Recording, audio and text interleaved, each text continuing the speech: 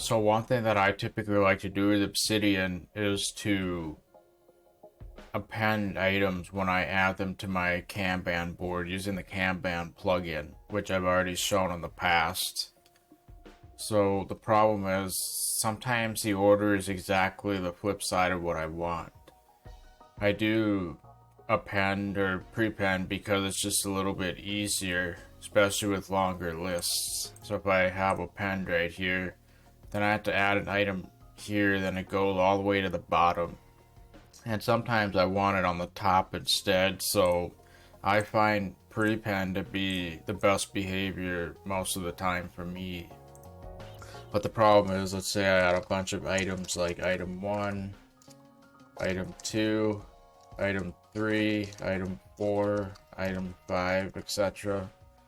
Well, you'll notice that it's probably the opposite that I actually want the order to be in. I might want item 1 first. That's kind of how things might happen if I have it in prepend mode. So what do I do in that situation? Well, I think simply reversing the list will be enough for me to fix the problem. This is usually the list I need reversed, but I'll get the concept set up so if I need it used anywhere else, I can easily adapt the code, and I'll kind of show the process of making that. So how do I make a macro that reverses the order of this list? I'm going to try to do this without AI if I can. I think I have a pretty good idea on how I'm going to do it. So of course I could make it in JavaScript or else Python. I prefer to use Python just because it's, in my mind, it's a bit easier and I can execute Python. I have a pretty good idea on how I'm actually going to do it in the first place. So the first thing we should do is create a Python script. Okay, so I've saved a new Python script right in the root directory of my Obsidian vault, and then that's where I'll execute it from. It could technically be anywhere on the system, but I will probably be taking this in several different environments, and I want the Python script to be part of the vault itself, which will make things easier. So basically what I want to do is, this is really all that's ever going to get reversed. The macro is specifically going to be designed for this particular item on the Kanban board, this particular, what do you call it, list on a Kanban board. So let's start writing a Python script that does that. So the first thing that would be useful is to open up my vault in Explorer, take a look at the file and see what we're working with. So here's what the actual file looks like. So basically, these are the items that I want to reverse.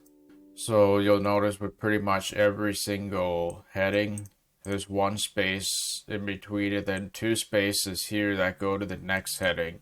That's pretty much how it always works as far as I can tell.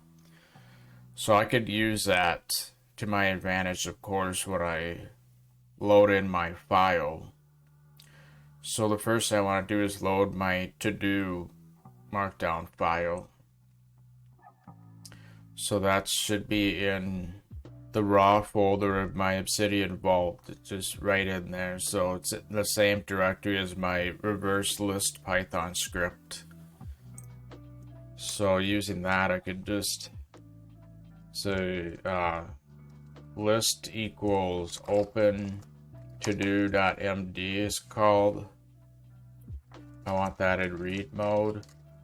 Then I want to read and split it by a new line character. I'm not going to get the right behavior with the read lines command, so no, that's not how I want to do it. I want to do it this way. So in theory, I should have my list. So let's find out if it works. We got everything, so we've now loaded the markdown file that we need for manipulation. So now what? Now we basically need to pinpoint what exactly it is that we're manipulating. So I think I'm gonna create another array called, I don't know, probably manipulate, probably not the best name, but it'll work for now. So we basically need to add certain items to that list that we want to manipulate. Let's probably clarify. I think the best way to do it is to isolate just the items that I want to manipulate and then use the reverse function to reverse that. I think that'd probably be the simplest way. I really don't need to create a manual reverse algorithm. That's a little bit complex, unless I'm doing that for an interview or something. But I could just use the reverse function if I'm being perfectly honest. Keep it simple. So how do I figure out where I'm starting? Well, I could use this today and tomorrow to kind of help me pinpoint where everything is. Then it doesn't matter how things are spaced. I could get the first index of the level 2 heading of today. So I think if I'm not mistaken, I should be able to just use the find function. Not 100% sure on that, but I think it'll work just fine. Or the index function if I'm using it on a list. What if I were to print list.index double pound symbol today?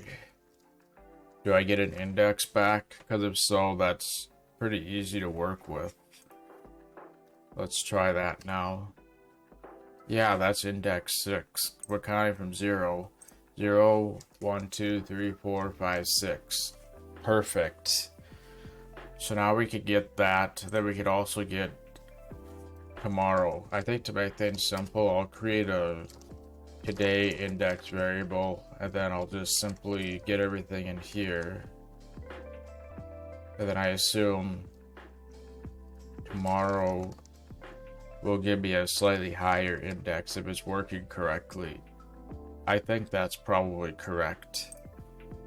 So then I'll create a tomorrow index and then simply set that equal to this.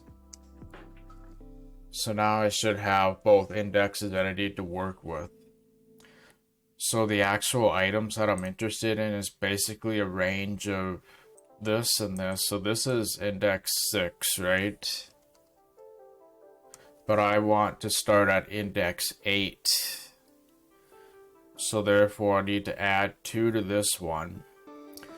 So let's just print list index today index plus 2 colon, and what's the other one?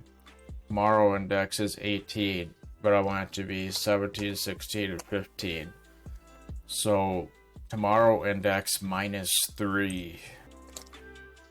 Tomorrow index minus 3. Then in theory that should print my entire list. Well, yeah, those are all the items basically.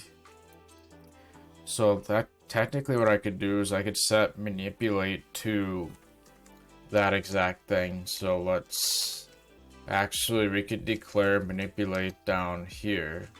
Manipulate equals that instead, and then we'll just delete this. And then if I were to print manipulate, hopefully that'll give us what I also want. Then I could probably iterate through everything. So for I in range, the length of manipulates, then I can print manipulate index I, and that should give me all of the items that I'm manipulating, which is in markdown format. Okay, so as you can see, we're missing the last item from our list. So that's because this should be minus 2 rather than 3. We're removing 1 less. So from item 5 to casual video 9 is exactly what we want. So those are the exact items that we're manipulating.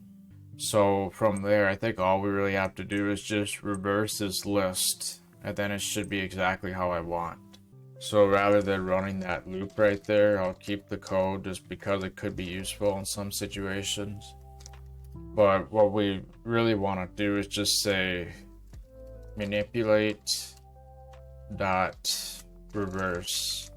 I'm not sure if that actually reverses it or if we have to set manipulate equal to manipulate reverse. Let's just run this again.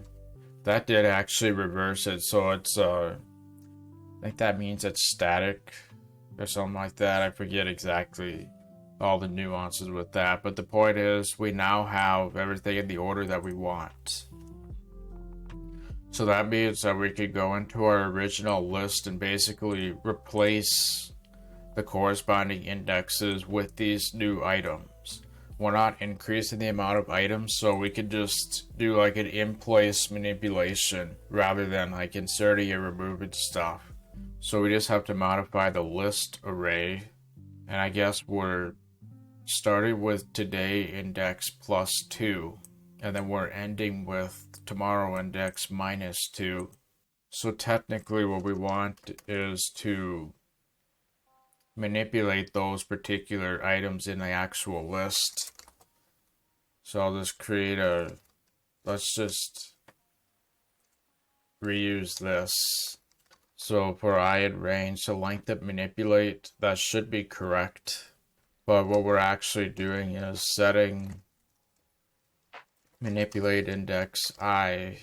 Well, no, we're not setting manipulate index I, we're setting list index. Actually, it's today index +2 most likely. We're just resetting that element equal to, yeah, manipulate index I think. I'm not 100% sure if that's correct. But actually, I think we have to also add I to this right here, because this is like the starting offset. And then the number of items will naturally be correct, so we don't have to worry about an ending offset. So right here, we could probably just look at our list again. We'll probably just print everything in the list, the length of list. Then we'll just print list index I. That might be a better way to have it print everything. I don't know. But for now, that should work. So let's see if it happens to have manipulated what I wanted. Okay, let's take a look here.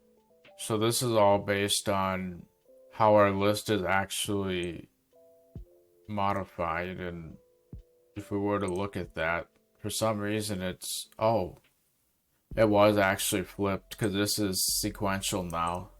So it kind of looks like we did the correct manipulation because we got one space down here, then two right there. So as far as I'm concerned, we've actually done our manipulation correctly now. So that's basically what the new markdown file becomes. So what I should be able to do is say with open to-do.md write mode as whatever I want to call it, doesn't really matter, I'll just do it as file. Then I should be able to say f.write lines or list, which is what we actually manipulated. So we're basically dumping that list we created into there. And then because I used a with statement, I don't have to manually close it in the end. This is a slightly more proper way to do it than what I've done in the past. So let's find out if that worked. I'm going to make a backup of the file we're manipulating, which is generally a good practice in case something goes wrong with the manipulation. So we don't really need to print anything right here. So I'm just going to not do that. And then hopefully it'll be reversed as needed. So that's what my file looks like right now. Everything is reversed. Basically, I want it to be correct now. Okay, let's find out if it works successfully. And of course, as always, I tend to forget the new line character. It seems like every single time I do it. So now I'm going to replace the backup with a copy, then create another backup. So now our files should be correct again. So what I should have done before manipulating it is adding new line characters, which I prefer to do that. I don't want new line characters at the end when I'm manipulating stuff. It screws everything up most of the time. It might have been fine in this situation, having the new line characters at the end, but a lot of times it just screws everything up, so I tend to remove it by using that split function and then adding it back again later. So we're just gonna iterate through our list, then we're gonna set list index I, we're gonna append a new line character at the end, and then that should fix it, hopefully. So let's try it again. Did that not work? Yes, that actually did work. Look at that. So it reversed correctly, it just didn't auto update. So now if I come back into my list, it's now reversed as it should be. So of course if I run the script again, then it'll basically undo what just happened, which is perfect because now I can try to make a keyboard shortcut to accomplish what I just did right here. So is there any last minute changes we need to make to our script? I might get rid of those comments right there. So in theory, this is really all we need to make a reverse to that particular list. So how do I create a macro now? Well, that's where I could use a plugin called shell commands and just simply execute Python that way. This is assuming I'm in the Windows environment. So right here with the shell commands, I can actually click on this right here, then I can have it run slightly different across the operating systems. And that way it'll work across all my platforms. All I have to do is just copy my Obsidian vault and it'll automatically work in the corresponding operating system.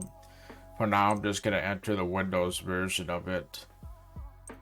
Since the reverse list is right in the same path, I might be able to just reference the root directory and say python reverse list.py. This is how I would execute it in the command line. And then I assign a keyboard shortcut to that. So I don't know which one of these I'm actually trying to execute, so I guess I'll just have to try both of them. What do I want to use for reversing? Probably Control-Shift-R. Yeah, I'm not using that for anything else. So why don't I try that once? Let's see if our list reverses when I press that. Oh, heck yeah. So if I have everything in the wrong order, let's say I just add a bunch of items, right? They're in the wrong order. Boom. Just like that, it's now in the right order. So that'll be a pretty useful command right there. So if I want to make it universal, then I should be able to go to here. I think this is actually going to be the same across all operating systems because it's a relative path, and that'll be the same across all platforms. If it wasn't, then I can specify on Mac. I may actually end up using Python 3 reverse list rather than just Python, so then I can specify that right here and it'll automatically know which one to do depending on where my vault is located. So nice. That was actually not as bad as I thought it would be. Very cool.